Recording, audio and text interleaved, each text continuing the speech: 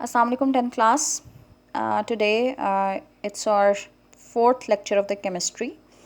Previously we did the definition of the chemical equilibrium and its types, static and dynamic equilibrium.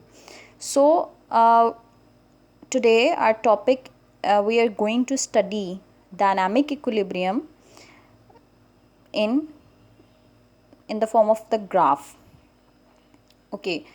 Dynamic equilibrium को मैं define कर देती हूँ again. The state और the point at which the rate of the forward reaction becomes equal to the rate of the reverse reaction. ठीक है. Dynamic equilibrium में क्या था, हमारा rate of the forward reaction किसके इक्वल हो गया हुआ था, rate of the reverse reaction के इक्वल हो गया हुआ था, और इस पॉइंट को हमने नाम दिया था डायनामिक इक्विलिब्रियम का. अब इसी चीज़ को हम स्टडी करने वाले हैं with the help of the graph. ठीक है. आपकी बुक में ऑन द पेज नंबर 5 हमारे पास एक ग्राफ गिवन है. इसमें डायनामिक इक्विलिब्रियम को ही स्टडी किया गया है और इसमें ये बताया गया हुआ है कि इक्विलिब्रियम एक्चुअल में एक ऐसी स्टेट है जिसके ऊपर रेट ऑफ द फॉरवर्ड और रिवर्स रिएक्शन इक्वल होते हैं और हमारे पास concentration of the reactant and product भी इक्वल होती है ऑन दैट इक्विलिब्रियम स्टेट. ठीक है. अब क्या होगा, इस ग्राफ हमारे पास किस में है, on the x axis we have time and on the y axis we have the reaction rate. ठीक है. सबसे पहले कंसीडर कर लेते हैं हमारे पास क्या था, we have taken the reactants. हमारे पास कोई भी रिएक्टेंट्स हैं. ठीक है. वी कैन कंसीडर मैंने एक वेजल ली और इस वेजल में मैंने हाइड्रोजन और आयोडीन गैस मैंने ऐड की हुई थी. ठीक है. अभी गैसेस मैंने इसके अंदर फिल की हैं. ठीक है. On the very start of the reaction, यानी टाइम अभी बहुत ही कम था, तो हमारे पास यहाँ पे इस रिएक्शन वेजल में या इस वेजल में क्या है, सारे के सारे रिएक्टेंट्स प्रेजेंट हैं. रिएक्टेंट्स की अमाउंट ज़्यादा है. बट जैसे जैसे टाइम गुजरेगा हाइड्रोजन और आयोडीन, बिकॉज बोथ गैसेस हैं, गैसेस के मॉलिक्यूल्स क्या होते हैं, रैंडम मोशन में होंगे, दे विल कोलाइड. वो जैसे ही कोलाइड करेंगे और कोलाइड करने के रिजल्ट में दे विल फॉर्म, जैसे मॉलिक्यूल्स कोलाइड करेंगे और कोलाइड करने के रिजल्ट में they will starting making hydrogen iodide. ठीक है. सो बाय द टाइम हाइड्रोजन, पहले हाइड्रोजन और आयोडीन की कंसंट्रेशन या उनकी अमाउंट बहुत ज़्यादा थी. जैसे ही टाइम गुजरता गया हाइड्रोजन आयोडाइड, आप हाइड्रोजन और आयोडीन गैस मिलते गए और हमारे पास क्या बनाते गए, हाइड्रोजन आयोडाइड. ठीक है. हम कंसीडर कर लेते हैं इस टाइम पे, इस पॉइंट पे आके सारी की सारी हाइड्रोजन और सारी की सारी आयोडीन गैस जो है वो कंबाइन हो गई है और उन्होंने मिलके क्या बना दिया हुआ है, हाइड्रोजन आयोडाइड बना दिया हुआ है. अगर तो ये इरिवर्सिबल रिएक्शन होता तो रिएक्शन यहाँ पे स्टॉप हो जाता. ठीक है. Because we are studying the reversible reaction, so reaction यहाँ पे स्टॉप नहीं होगा. क्या होगा, प्रोडक्ट की भी हमारे पास सारी की सारी रिएक्टेंट्स ने क्या बना दिया है, प्रोडक्ट बना दिया है. सो अब यहाँ पे क्या होगा, इट्स अ रिवर्सिबल रिएक्शन, तो रिवर्सिबल रिएक्शन ने रिवर्स डायरेक्शन में भी प्रोसीड करना है. ये तो फॉरवर्ड डायरेक्शन में हो गया. ठीक है, कि जिसमें रिएक्टेंट मिले और उन्होंने प्रोडक्ट बना दिया.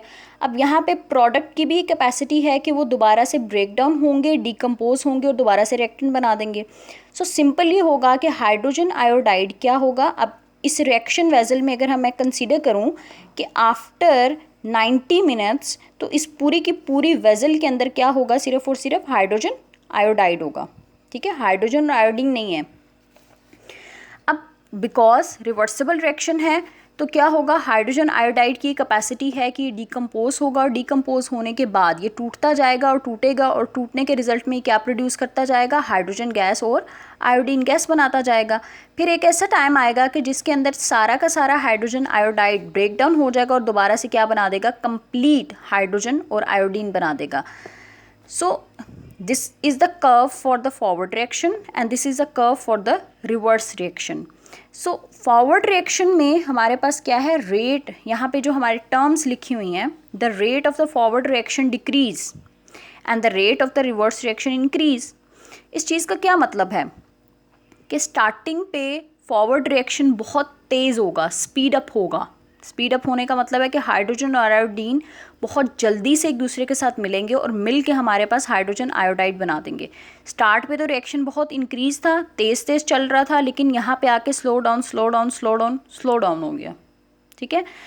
अब जब रिवर्स रिएक्शन की बात करते हैं तो स्टार्टिंग पे रिएक्शन बहुत स्लो है, बिकॉज हाइड्रोजन और आयोडाइड ने इन्हें हीट मिलेगी तो फिर ये ब्रेक डाउन होगा।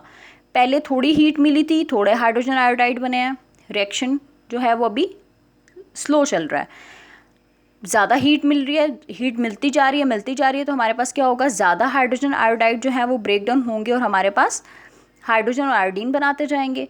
अब जितनी ज़्यादा हीट मिलती जाएगी हाइड्रोजन आयोडाइड उतना ज़्यादा ब्रेक डाउन होता जाएगा और हमारे पास हाइड्रोजन आयोडीन बनाता जाएगा और अल्टीमेटली रिएक्शन इतना फास्ट हो जाएगा, जब हमने नीचे से हीट कर रहे हैं अबाउट फॉर द 15 मिनट्स या 20 मिनट्स से नीचे हमने जो है वो स्टोव ऑन करके रखा हुआ है, इसको आग पे रखा हुआ है, तो अल्टीमेटली रिएक्शन सारे के सारे मॉलिक्यूल्स इतनी हाई एनर्जी में होंगे कि वो ब्रेक डाउन होंगे और हमारे पास जल्दी से हाइड्रोजन आयोडाइड बनाते जाएंगे। ठीक है, सो इसलिए क्या है, reverse rate of reaction increase, rate of reverse reaction increase होगा और फॉरवर्ड रिएक्शन का रेट जो है वो डिक्रीज होगा।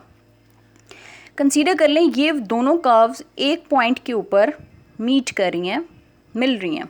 ठीक है, इस पॉइंट को मैं डायनामिक इक्विलिब्रियम का नाम दूंगी। This is the state of the dynamic equilibrium, जिसमें क्या है कि रेट ऑफ द फॉरवर्ड और rate of the reverse reaction दोनों इक्वल हो जाते हैं। ये वो पॉइंट होगा, that is our point of concern. ये हमारा वो पॉइंट ऑफ कंसर्न है जिसे हम डायनामिक इक्विलिब्रियम का नेम दे रहे हैं। यहाँ पे देखेंगे तो rate of the forward reaction decrease हो रहा था, यहाँ पे इंक्रीज हो रहा है। हमने डायनामिक इक्विलिब्रियम में ये चीज़ स्टडी नहीं करनी। ठीक है, this is not our concern. Dynamic equilibrium हमने इस्टेब्लिश करवाना है, और इस्टेब्लिश कब होगा कि जब रेट ऑफ फॉरवर्ड और रिवर्स रिएक्शन इक्वल हो जाएंगे। जब जितनी हाइड्रोजन आयोडीन मिलेगी और हमारे पास हाइड्रोजन आयोडाइड बना रही है, उतनी ही हाइड्रोजन आयोडाइड ब्रेक डाउन होगी और हाइड्रोजन आयोडीन गैस बनाएंगे। ठीक है, so this is our state of dynamic equilibrium. So इसमें याद रखिएगा आपके पास वी हैव 2 पैराग्राफ्स। ठीक है, दोनों पैराग्राफ्स की वर्डिंग ऑलमोस्ट सेम है, दे आर सेम पैराग्राफ्स जो कि 2 दफ़ा राइट डाउन किए गए हुए हैं। पहले इसको अकॉर्डिंग टू द ग्राफ इसको एक्सप्लेन किया हुआ है, देन इसको एग्जाम्पल के अकॉर्डिंग एक्सप्लेन किया गया हुआ है। ठीक है, बात एक ही है दोनों पैराग्राफ्स में। This graph is your long question, ये आपका बोर्ड का लॉन्ग क्वेश्चन है जिसमें आप कहते हो explain the dynamic equilibrium with the help of the graph.